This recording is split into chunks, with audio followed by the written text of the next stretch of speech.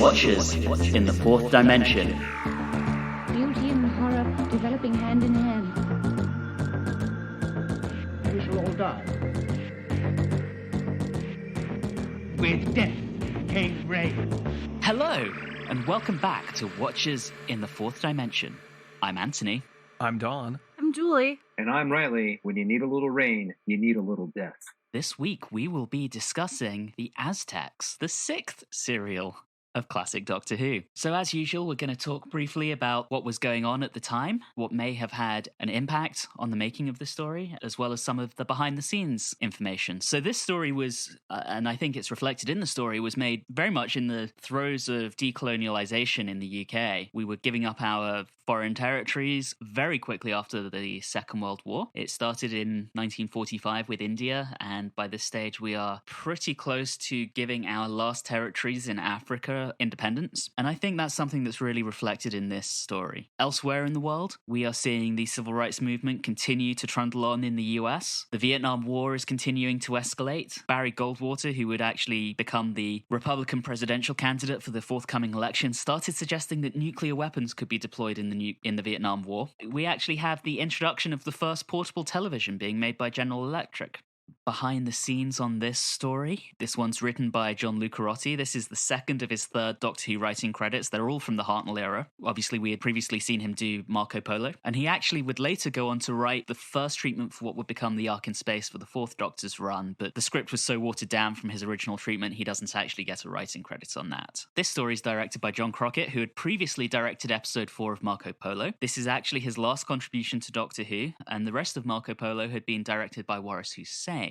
After this, he became primarily a theatre producer, would later become a teacher of art and drama in high schools, and actually ended his days living in a monastery. Quite what went on with him, I don't know. The incidental music is provided by Richard Rodney Bennett, who would go on to have some substantial credits on his resume. This was his only contribution to Doctor Who, but he worked on film and TV productions. He actually got a BAFTA award for his work on 1974's Murder on the Orient Express. He would do the music for Nicholas and Alexandra, the movie about the last days of the Russian Tsar.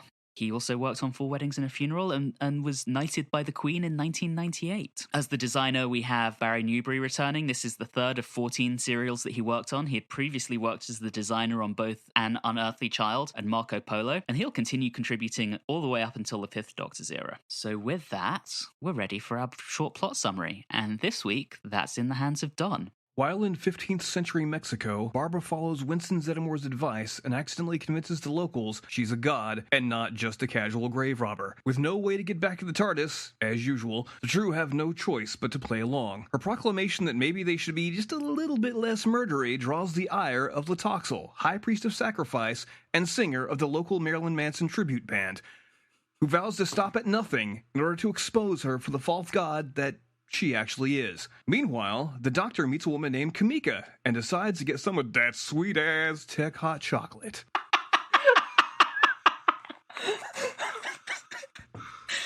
Oh, wow. I'm so proud. Thank you, Don. I actually loved the opening of this, because after, they get out of the TARDIS and they're looking around, they actually gave Barbara some kind of background and speciality.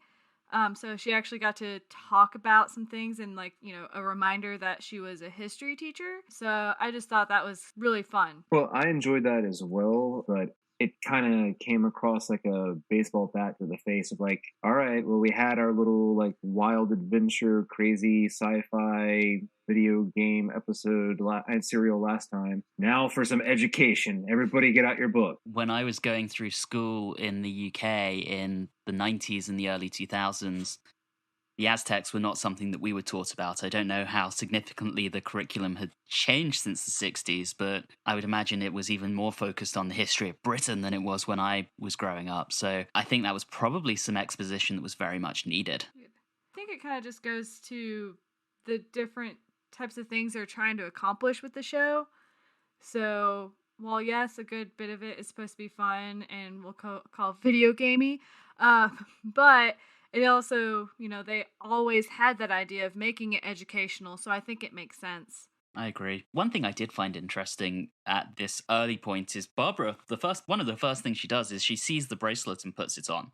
You know, I was a history major myself and have a master's degree in history as well. And the idea that you would be in a tomb and the first thing you would do would be to take this historical artifact and say, hey, I'm going to wear this myself, seemed a little off to me, but obviously she's got to. It's a big part of the plot and driving the plot forward. But Well, and as we saw in the previous serial, it doesn't take long for Barbara to feel comfortable in a new place. Looking at the set design, which I enjoyed, but because of its, I could not help but think of like that Nickelodeon show, Legends of the Hidden Temple. Shout out to that show. I love that show. It was the best. we had a show in the UK in the early to mid 90s called The Crystal Maze. And one of the zones that they would go to every week, and it was a kind of a game show in that you would have a team who would have to overcome some challenges to win crystals. And they would go through 4 zones, one of which was always the Aztec zone. And seeing the set design, if this were in color, I always imagine it looking very, very similar to that show. So I think we kind of see the legacy of the design carry on into later years. So speaking of kind of the set design, we get to have more like moving doors. Yeah, I was going to say, how cool is that door? And I think that's a genius way of stopping grave robbers. It really is. Is this where, I mean, in my notes, I believe we immediately meet Minoxidil. I think, is that where we meet him and his... No, we meet Autobot here, and then Minoxidil shows up. It was Autobot. That's right. It was it was Autobot first. Autobot first, and then Minoxidil comes in, and I think the best part of that was the way they had Susan react to him. It seemed kind of rude, but it made me laugh out loud. I think, Don, your description of him as being a tribute to Marilyn Manson is not far off. I think Marilyn Manson sported a similar eye makeup around, I want to say it was the Pale Emperor or maybe the Born Villain eras. Outlook and Latoxel, I'll actually use their names, reminded me of the 2 like priests in The Road to El Dorado, which is a favorite movie of mine, but it's just like you have the one who's kind of like a little bit more laid back and is just like going to believe, whatever like Barbara and them are saying, and then you have Latoxel who is all like, these people are fake. And then I was going to draw the obvious similarity between Latoxel and almost any performance of Shakespeare's Richard III. He's got the hunchback. He's speaking in the Richard III. Now is the winter of our miscontent voice. It's 100% that. We're in an era at this point of Doctor Who where a lot of TV is still being seen as just broadcast theatre, and that is exactly what we see with Latoxel. We see it to some extent with Ortlock as well. So, we've met Ortlock, who is a bit more of a moderate. We've met Latoxel, who is clearly designed as the scenery-chewing villain of the piece. And we've got Barbara going off to become a goddess. The rest of the TARDIS team emerge from the tomb and immediately find Barbara in splendor again. She looks wonderful. She has servants, and if I were her, I'd be like, you know what? I'm just going to stay here as long as I can. It's funny because one of the things that does get developed is Barbara really does like appreciate and admire the Aztecs. Just going back to when they are described as being Barbara's servants, did anyone else notice kind of Ian's look of I'd almost describe it as incredulity at that. It's like, wait, what? He also found it humorous to a certain degree, though, and he was just like, all right, I can live with this. Ian is very interesting in this serial in particular. He when Ian first arrives or comes out of the TARDIS and he's just wearing slacks and a dress shirt, I was getting a little worried. But thank God my patience was rewarded and we get to see him in so many outrageous costumes. You worried so needlessly. This was great. They delivered so well. So speaking of Ian, I mean, he's immediately basically pushed forward as a competitor for command of the Aztec armies. And of course, Tloxel is positively chewing up the scenery while he's pushing Ian in this direction. And then we get a fight scene. But Ian isn't the one fighting. Right, we see Ixta. They really love these kind of fight scenes. We get 3 of them in this story alone. We've seen them in the first serial. We've seen them in Marco Polo. And I thought the direction and the music here are very reminiscent to those 2 previous stories, and particularly the fight scenes. And I think that really kind of shows why John Crockett was chosen to direct that one episode of Marco Polo, is because his style and Wallace Hustain's style are not actually that different.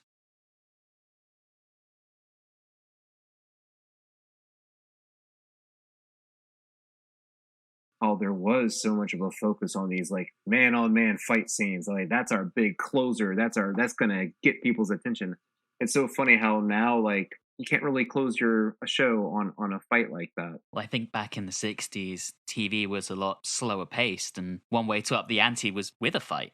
During production of this story, this one was moved to the BBC Television Centre, where the set was actually twice as large. So they designed all of these sets for the serial to fit at Lime Grove, and suddenly they've got this much bigger space.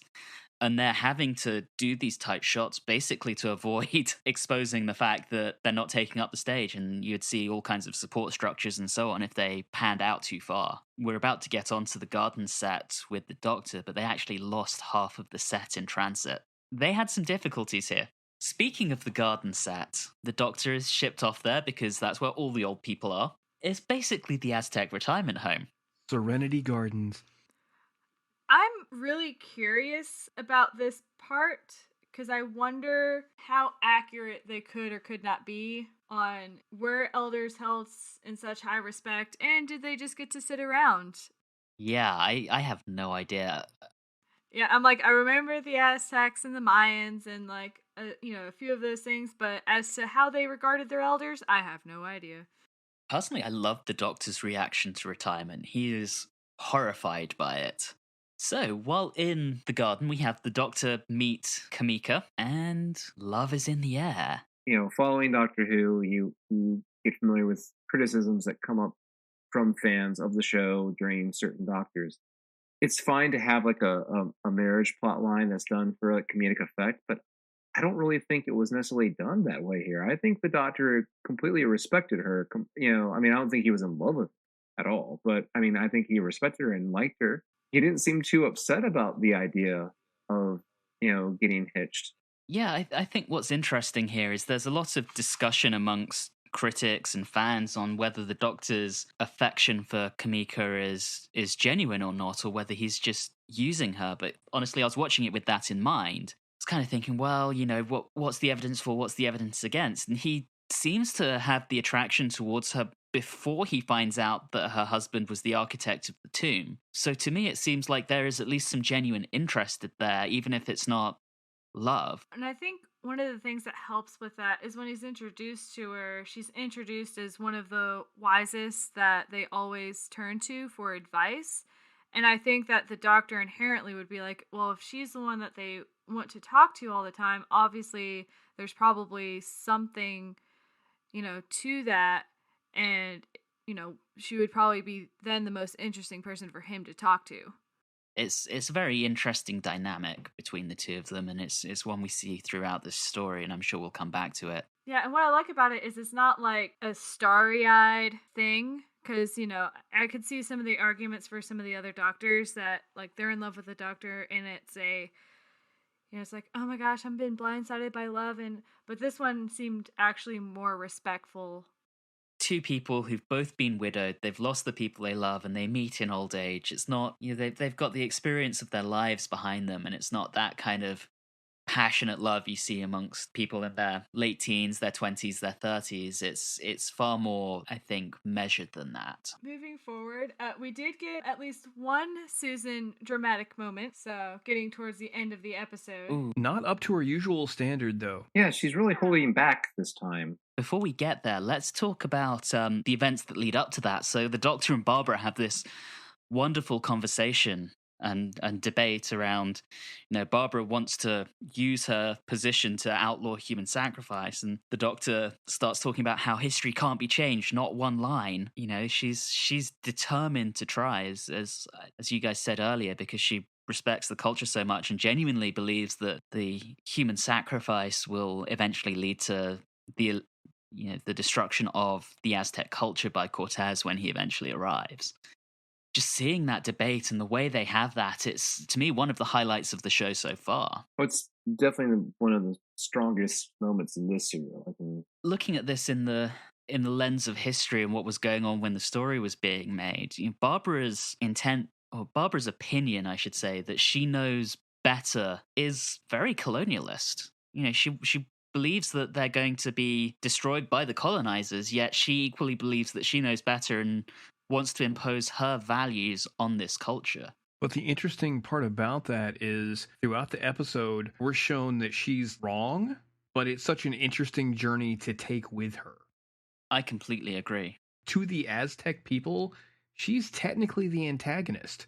Tloxel's a jerk, but he's taking his religion seriously, and to him, his people need that sacrifice, so it's going to rain. And this person shows up, claims to be a god, and is doing something that to him is completely, antithetical to his culture. Yeah, and Lawrence Wood and Tat Miles actually talk about this in About Time. They talk about how in any other tale, his attitude would actually make him the hero because he's trying to preserve his culture, and only the way he's portrayed with the hunchback and the way he leers at everyone would kind of raise trust issues. But his viewpoint, he's not really in the wrong, and he's really only the villain of the piece just because he's diametrically opposed to our heroes. Right, the value systems and the beliefs are different. So, but he's just operating within his own culture's cultural standard. I have no doubt through this that he genuinely believes that if they stop sacrificing people, their world will end. Maybe that would have made the episode a bit stronger if the depiction of Tloxel was done as a person who was just a very strong person of faith, instead of having this undertone of that he just wants to hurt people, he just wants to be bad, So we have Susan's little intervention. The sacrifice is deprived of his honor, so he jumps off the edge anyway and kills himself. We get rain, which we all know would have come anyway, but the Aztecs don't. And then we're kind of left with Barbara protecting Susan from justice, and Tloxel is realizing very quickly that someone who deviates so far from their customs can't actually be of divinity. And the way he comes to this realization, we know that's true. And Tloxel is very quickly realizing it's true. And it becomes this, will she get outed to everyone else? Or how's this going to pan out? And that's where we leave episode 1. Episode 2, The Warriors of Death. Didn't the serial just have the best titles? They all sound like metal songs. Absolutely. Is it either the end of the first episode or the start of the second where Tloxel, after suspecting that she is not this god because of failure to go through with the sacrifice, is this where, as they would say in Blackadder, he decides to hatch a cunning plan? It's where he talks pretty much directly to the camera, both at the end of the first episode and the beginning of the second. Yeah, that opening shot where he is pretty much talking to the camera, the way that's framed, I thought was fantastic. Yeah, that real close-up on him where he's just... where you can really see that makeup. And, he's positively gnawing on the backdrop.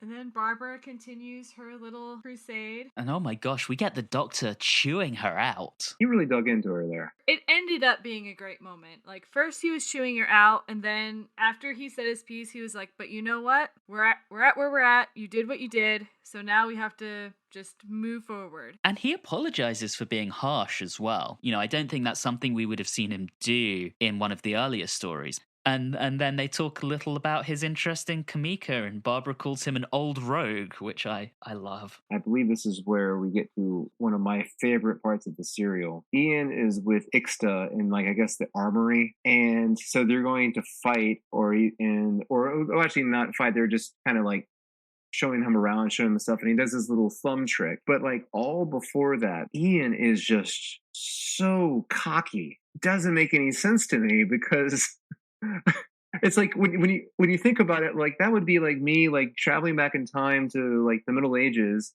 and then hanging around some knights in an armory and saying, oh, you guys are totally in for it.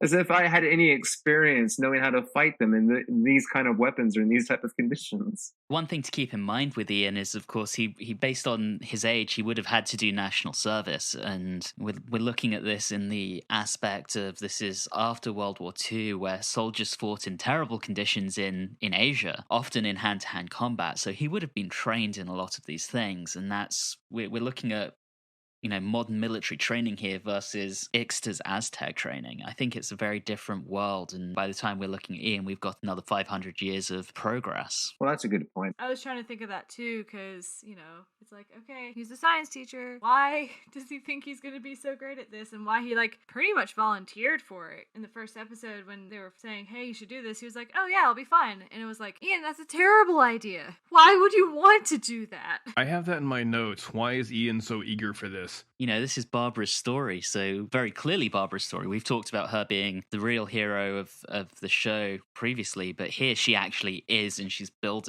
as such. So Ian's role is basically reduced to just being the muscle. This serial is so focused on Barbara, and she's so important to it all. I mean, you could remove either the Doctor's story or Ian's story or Susan's story and leave the other two with Barbara's story, and the story would still work. Susan barely has a story because Carol Ann Ford was on vacation. Yeah, her pieces in episodes 2 and 3 are pre-recorded inserts, so she's not actually here for this at this point. Yeah, well, I also think it's interesting with Ian, mainly from the perspective of how long do you think you're going to be there? Why would you volunteer to try to be the leader of an army when, in theory, you're still trying to leave? Why don't you use your efforts to investigate how to get out of there? I think the only real possible explanation there is he is just playing for time. I'm trying to make sense of something that doesn't make sense. I think ultimately, Julie, you're right. It's going back a little bit, but I think one of the things I found interesting is they came up with that idea of, if we can convince Otlock that we're kind of legit, we can then play the two priests against each other. During this scene, we're introduced to the perfect victim, who everyone holds in very high regard, and boy does he know it. I don't know, I'm pretty sure if you'd been named perfect victim, you're going to get picked on a lot at school. God, I wish he'd been picked on more at school. He is insufferable. But we get more of him later. I actually kind of assume he'd play a bigger part in the story than he ends up doing. He appears a couple of times and is extremely arrogant through it, but then just doesn't really do much else. Anyway, we have Latoxel showing up and baiting Ixta, trying to spur him on against Ian and telling him, all honor and glory shall be yours if you destroy him. And they're doing everything they can to just make Latoxel seem utterly nasty. And I know I've already talked about my opinions on that, but, it seems like it's overkill at times. So then we flip over to the Doctor and Kamika and their burgeoning relationship. And we have that really great line where the Doctor says, I'm a scientist and an engineer and a builder of things. I mean, he's really selling himself here. He's laying the charm on really heavily. Sly old dog. Also, in this episode, he gets kind of roughly roughhoused and carried away. I just don't remember so much physicality being put onto William Hartnell. Yeah, that is true. Also, we had that one cut scene with Susan and her saying no one is going to pick her husband. No, that's not right. I love that she stood up for herself, but also at the same time, Susan, there's a time and a place, because that just makes her a very suspicious character. Yeah, I agree. Although that's some nice mirroring of what they wrote for her in Marco Polo. Where she's talking to Ping Cho. Believe me, I 100% side with Susan on this. However, tact and trying to live. I cringed a little that she was learning the code of the good housewife. I was like, ooh. I mean, I get it.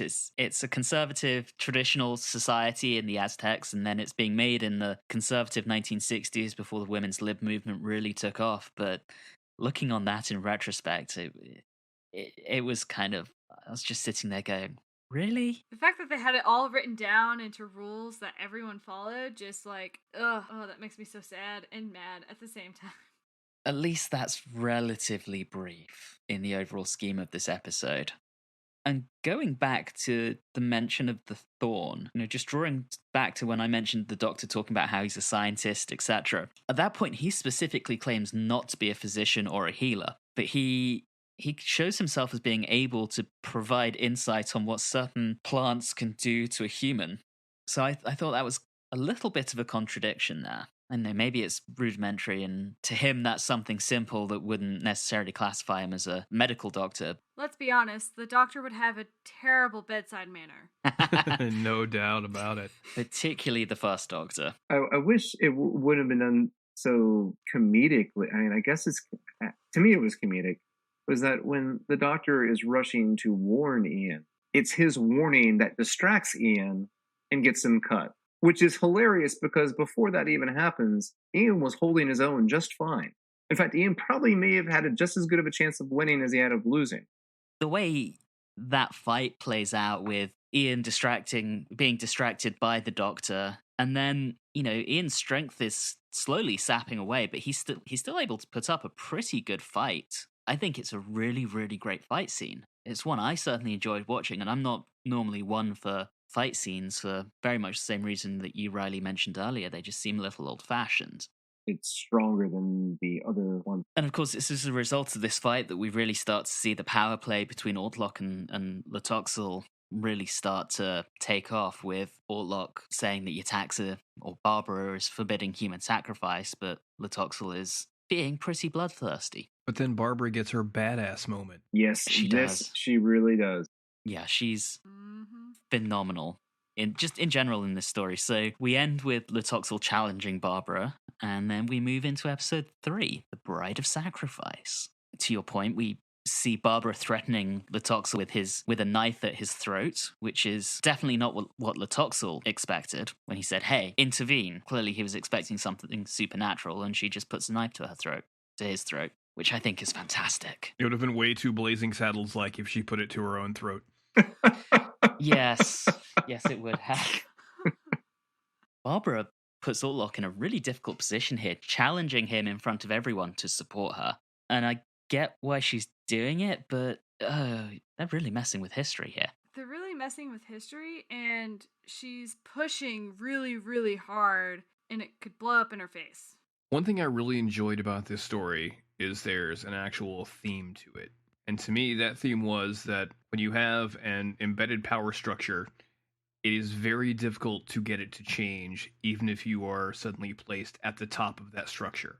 Yep, for sure. The belief system is not something that's just, dictated from on high, but it's ingrained within all the people at the very bottom, and that's just hard to shake out of them. Exactly. And that's ignoring the fact that, it was the Spanish. No matter what the Aztecs were like, they were going to be in trouble. Yeah. And I know from experience in the corporate world that, trying to change behavior from the top is really hard. I can only imagine what it's like trying to do that, not just for a company, but for an entire civilization. While we're speaking of serious themes, this is where I want to get to the portion of Ian's talk with Barbara. It's really strange because you can see that she wants to help them, but I'm having a hard time I don't want to misconstrue what Ian's trying to say, but he kind of gives a sense of hey, yeah, some of them are good, but most of them suck, and that's just how they are, and there's not much you can do about it. You just have to let them go. Right. And also, I believe it is in The Bride of Sacrifice where Ian also is informed by the doctor about the doctor's impending marriage. Oh, I love that scene. That's a cute scene. Very cute scene. So we're jumping ahead a little because we've had Ian and Ixta starting to actually form a friendship, which is kind of weird given that we know that, they're obviously going to fight again. And Ixta is not a very good friend. Ixta basically reveals that he manipulated the doctor, and then the no drawings that he promised in exchange for the poison actually exist. So what a bastard. And then we have the doctor and Kamika accidentally getting engaged, which that entire scene is just, I thought that was adorable. Yeah. It was very sweet. He's so oblivious, and he thinks he's just making a cup of cocoa without realizing the cultural connotations that has. The doctor's plot line with Kamika is very important because it really, lightens the mood so much instead of all this fighting and sacrifice. And his reaction when she says, "I accept your proposal," it's just priceless. He just looks so shocked. And I loved that. It seems particularly watching Doctor Who now and, coming at this from the perspective of at the time we're recording, we've had Jodie Whittaker's first season and the first special, but after years of the Moffat era where the Doctor takes everything in his stride, to have him kind of looking back at this and to have him seem almost shocked is something quite different and something that I really enjoyed seeing. And then juxtaposed with this, we have Barbara and Latoxel facing off where she confirms to him that she is a false god. Which is a bad move. Very bad move. Yeah. I mean, I thought it was an absolute power move. It was a, yes, you're right, but if you do anything, I'm going to use my position to have everyone destroy you. And, I mean, while scummy, he's pretty perceptive as well, though. I mean, he identifies Barbara's friends as her weakness and comes up with ways to put them in danger. And at this point is when we have our second Susan cameo whilst Carol Ann Ford is on holiday. Returning to the marriage conversation, it turns out that she's going to marry the smug git himself, the perfect victim. Not a fan, guys. Not a fan of him.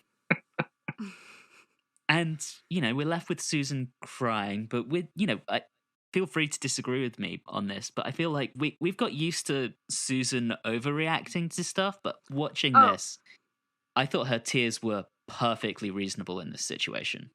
No, you're 100% correct. I was like sitting there, I was like, it was not dramatic. That was actually how any normal person would react. It was very well played. Poor Susan. I mean, I feel like Susan hasn't had a lot of genuine hardship through the stories we've seen so far, aside from potentially having to run through the petrified forest and the Daleks. But, here she's really having a hard time. She's shipped off to a... You would think that as the handmaiden to a god, you would get a little bit of slack. Yeah, it's like, I'm surprised they couldn't play some card where, since she was the handmaiden of the god, that, like, no man could have her. That's the route I would have taken. She is to be married to the perfect victim, so, like... So it's going to be a very short relationship. But, no, I mean, she's shipped off to a convent. She's going to be forced to get married. Now they're talking about punishing her. Before she was shipped off, I think they were talking about flogging her. I mean, she's just not having a good time, this story. Even Altlock starts to doubt Barbara here, because Barbara's trying to be so protective of Susan and is going so far against Aztec customs. I really feel like Latoxel has done a phenomenal job at playing her on this. Agreed. His plan is smart. It almost works. Only until the doctor who gets everyone focused on, like, instead of like having to just survive and deal with the machinations of Taloxanol, it's only the doctor who then like comes up with like, right, ever since we got here and got past that door, our entire purpose has been trying to get out of here. And so he's the one that actually like focuses on that, while Barbara's, dealing with this idea of like trying to protect everyone, maintain her power, and also maybe even try to save the Aztec. While the doctor's like, right, we need to get back to getting the hell out of here. And so that's where Kamika comes in. We get to have it doesn't really fulfill itself too much, but it's the old Ian almost getting drowned in a kind of sewer / secret pathway kind of thing. The doctor and Ian had really great moments, like trying to figure out this tunnel, how to get into it, and all that kind of stuff, because it was just like, they've usually been so antagonistic in a lot of the other episodes that, it is nice to see them like working together and getting along. Yeah, it feels like they're really starting to trust each other. So we have Ian moving the obviously polystyrene stone, going into the tunnel, which Ixter shows up and, obviously knows that Ian is in there because he's watched Ian get up and go and meet the doctor. And Ixter puts the stone back, knowing that water is going to flood into the tunnel and that Ian will probably drown. Because he's such a good friend. this leads into episode 4, The Day of Darkness. And so Ian survives, he ends up in the tomb, he finds a way to get out, and then we have Ixter being the great friend that he is and being delightful towards Susan, taking great pleasure in telling her that Ian is dead. Well, one of the other things I found interesting is, so Ixta is a warrior who wants to, win through battle and all this other stuff. I feel like by locking Ian in a tunnel full of water, that's not really like an honorable thing to do. So like, I wouldn't think as like a warrior that's how you would have wanted it to go. Like But I'm with you on that, Julie, because I got the impression from their conversation where they basically agreed to be frenemies that there was basically a truce between them until they encountered each other in a fight. And that's how Ixter wanted things to end, is to prove himself by defeating Ian publicly, and that's not what he's doing here. So I 100% agree with you. This just doesn't seem particularly true to what we know about the character to this point. But when it comes back to Ixter and Susan, I love how Ian appears behind him. It's very very pantomime, I thought. We get one of my favorite Hartnell line fluffs around this time, where he says, "How glad! I'll tell you how glad I am to see you later on." I love that. That is one of my absolute favorite Billy fluffs. And so, of course, we have Latoxel continuing to plot and to, frame Ian for attacking Ortlock and all that kind of stuff. And of course, Ian finds the unconscious Ortlock and walks straight into the trap. And, when he's being framed, Ian, Ixter reveals that he knew that Ortlock was attacked from behind, and Ixter just says, "This club belongs to Ian." Good job, Ixter. Some great deduction there. Appreciate it. Good talk. But it works. Ortlock's left doubting everything. And after Barbara tries to reason with him, he says he'll try and protect Susan, but then just disappears off into the wilderness. It's a pretty tragic ending for him because his faith has been destroyed. Which, is really interesting because at the end, the doctor,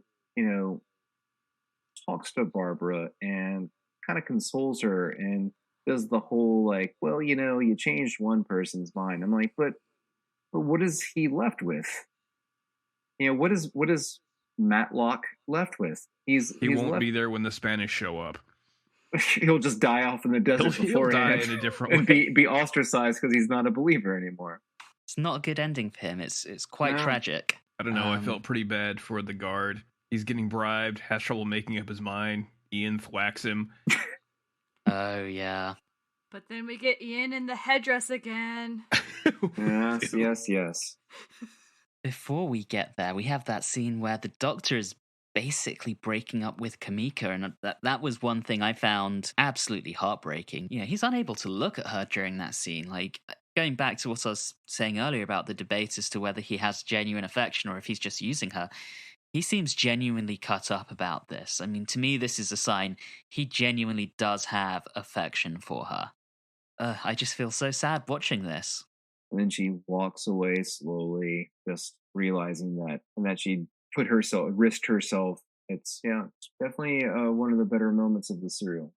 I mean, she continues to help them for a bit, but in that final scene, the last scene where she sees the doctor and she just says, "Think of me, think of me." It's a very kind of mature goodbye scene, and it's tinged with sadness, but equally it's not over the top. It's not histrionic. It's very measured, but it's played with such pathos. I love it.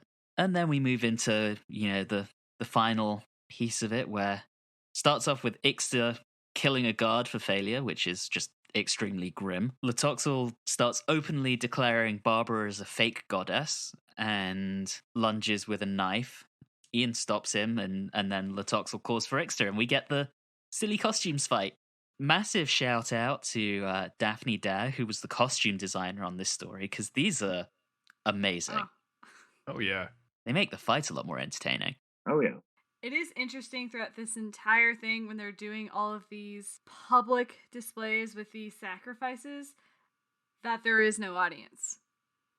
Well, I think we're supposed to believe that they're like down at the base of the pyramid or the temple, looking up at them. I guess that was my guess.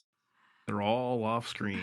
They spent all the extras budget on Marco Polo so they couldn't afford them for this. It's even interesting because they didn't even have like crowd noises. Yeah. That would have been great. The mighty Aztecs. It's a religion of human sacrifice that has a total of 15 people.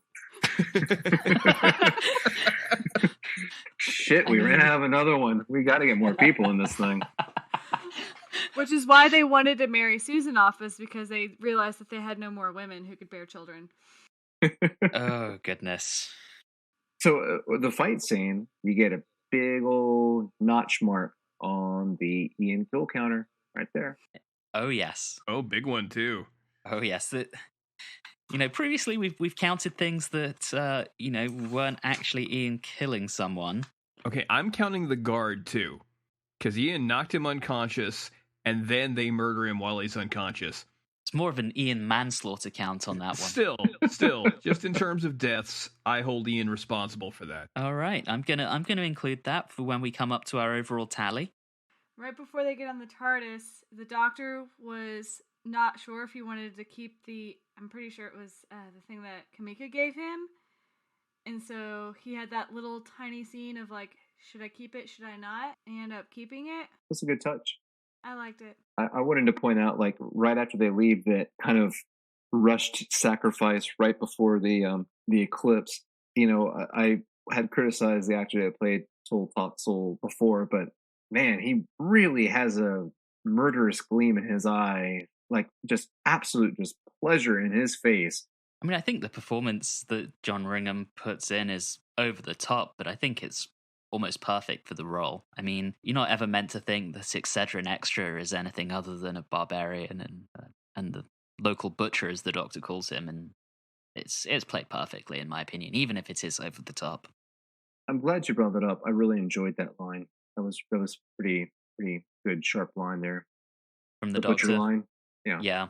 That's a good one. And so the sacrifice is still made. The TARDIS crew escapes, and we get the dialogue that we've already talked through with, Barbara realizing everything that she's done, and while she wasn't able to change the customs, she just kind of caused Ortlock to lose faith. But the Doctor reassures her, and then we get a very, very soft cliffhanger for the next story.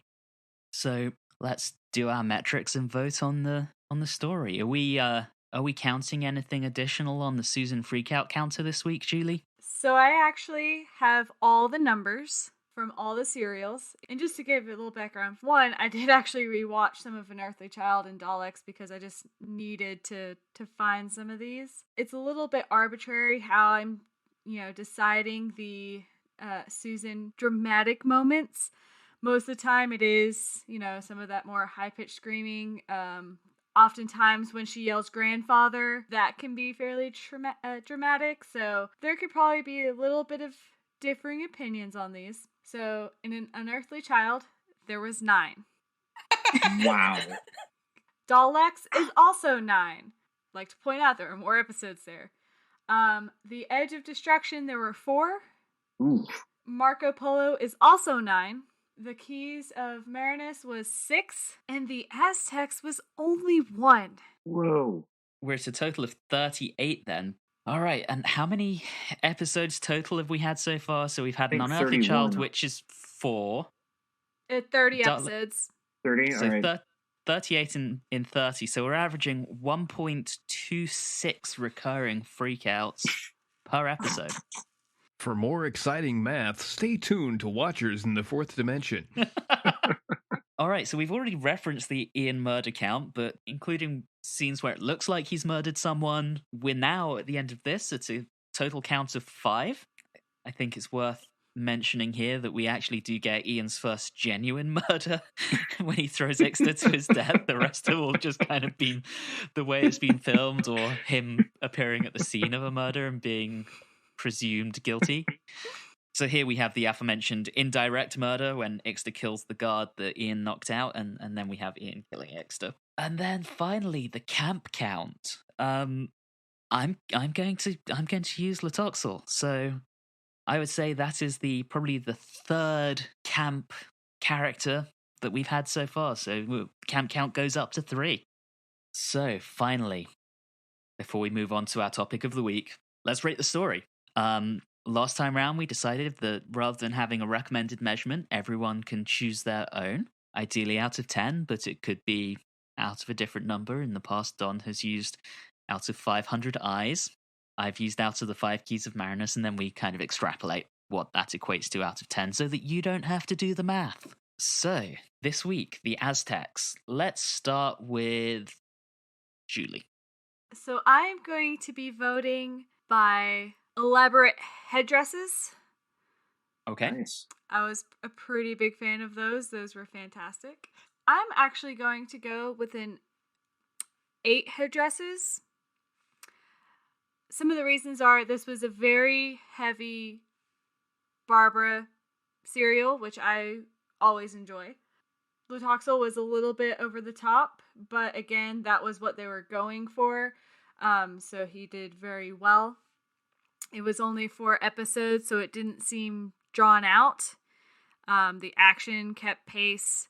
And there were some really good character moments, oftentimes between Barbara and the Doctor. But again, I mentioned before that Ian the Doctor also had some good moments. And yes, the, limited Susan dramatic moments also helped. Awesome. Don. I have to say I enjoyed this story quite a bit. Something Julie mentioned that I think is very true was I think the pacing was really good on it. You didn't have filler episodes.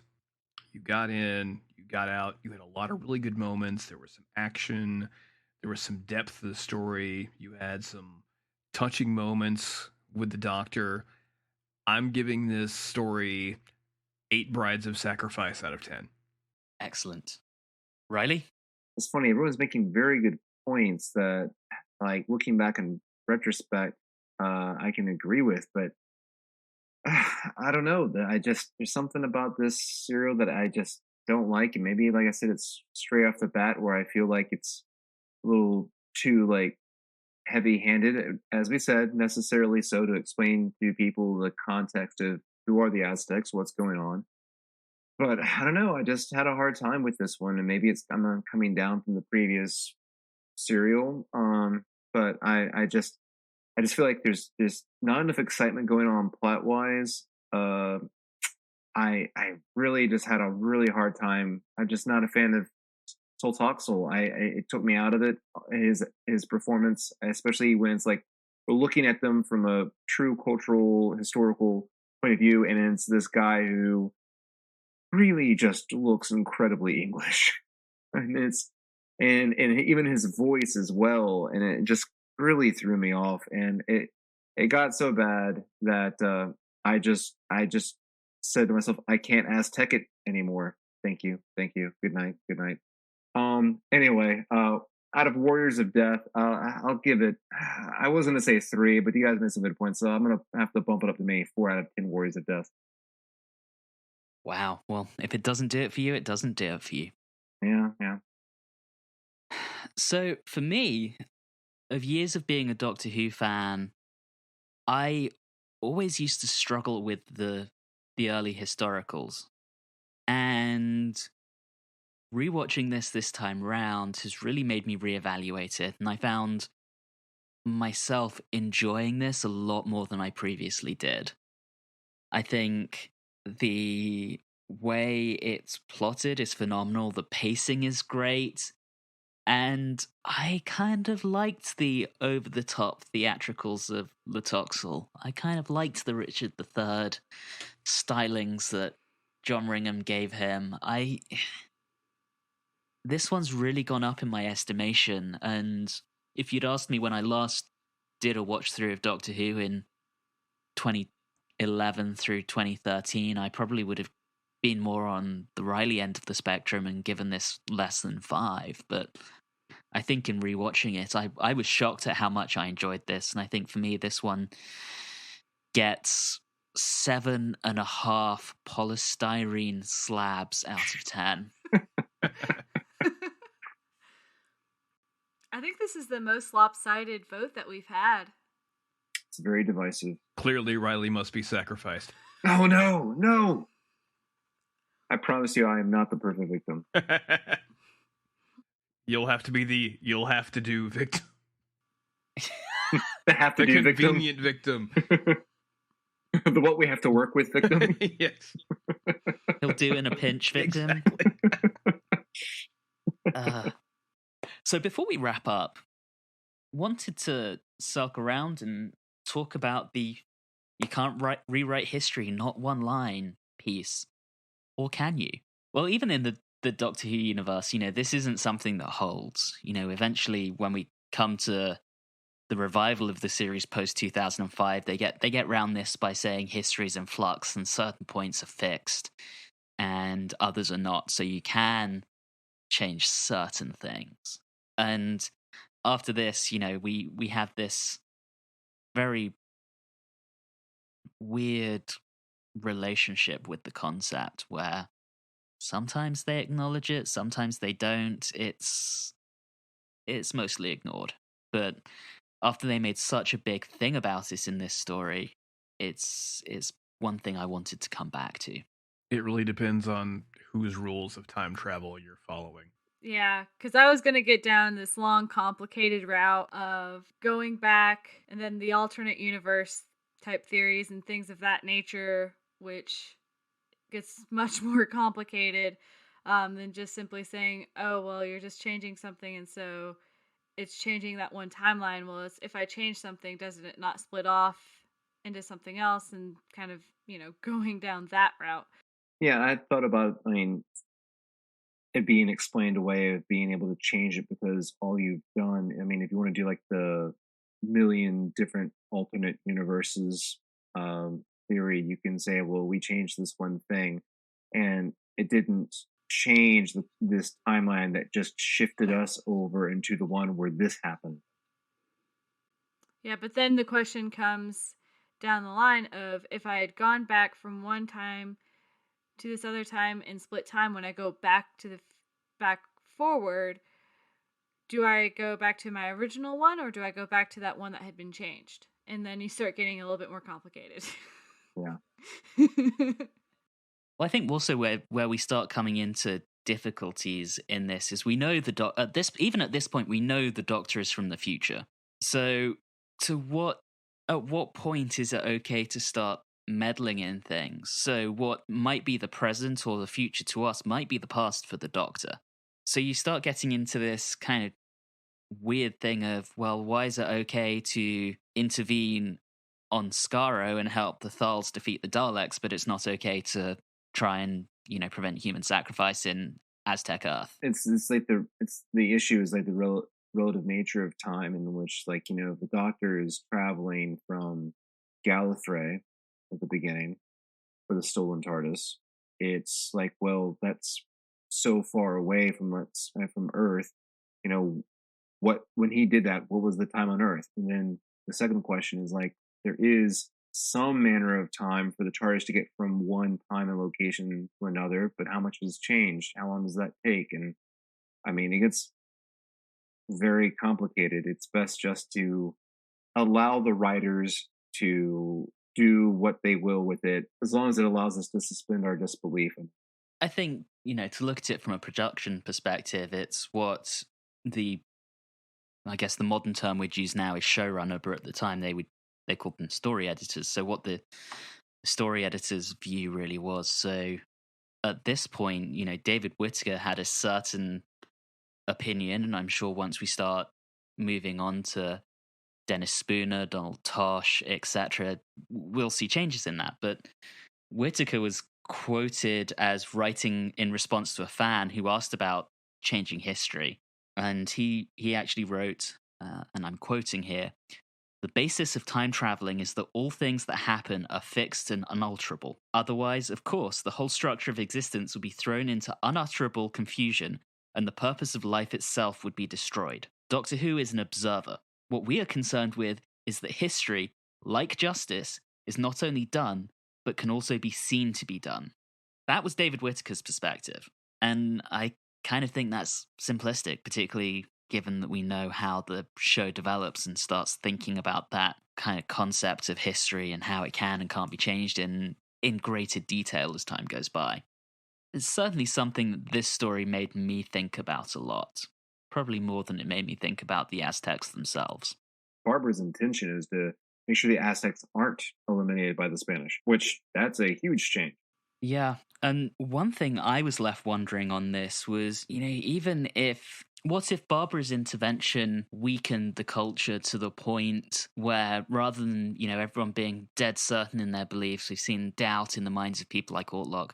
What if her intervention weakened the culture to the point where that made it easier for the Spanish to take control once they got to Mexico, or what we think of as Mexico? What if Barbara's good intentions had the opposite effect, and this was all kind of part of the history that we know? I think if Barbara really wanted to save the Aztecs from the Spanish, she would have given them antibiotics and not just tried to stop them from committing human sacrifice. Yeah.